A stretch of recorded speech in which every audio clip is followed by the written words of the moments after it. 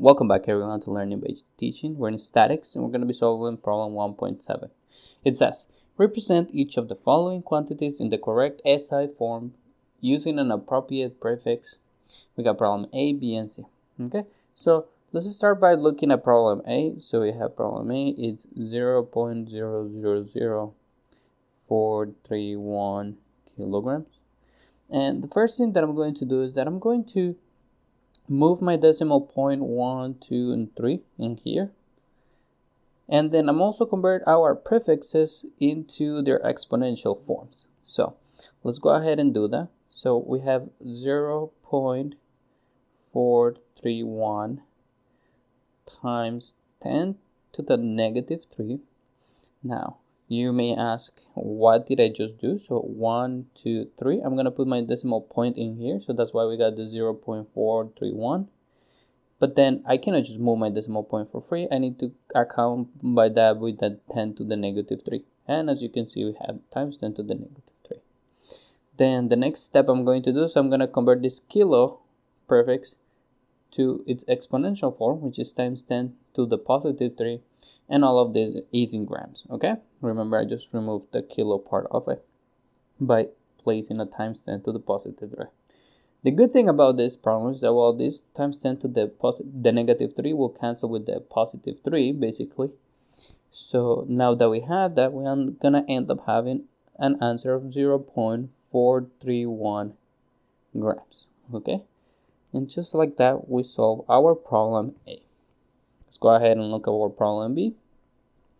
We have 35.3 parentheses or times 10 to the positive 3 newtons.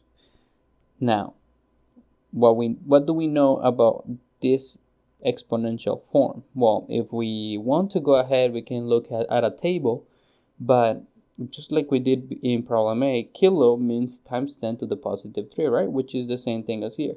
So we can just go ahead and say, hey, this is the same thing as 35.3 kilo newtons. Okay, let's just say this is the prefix form, and this over here is our exponential form. They basically mean the same.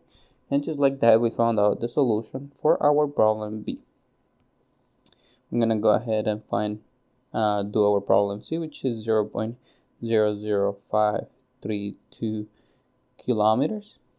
And we're gonna do the same thing we did our problem A. We're gonna move our decimal point to here. So I'm gonna move it 3 times again. Now I'm gonna move it 1, 2, 3.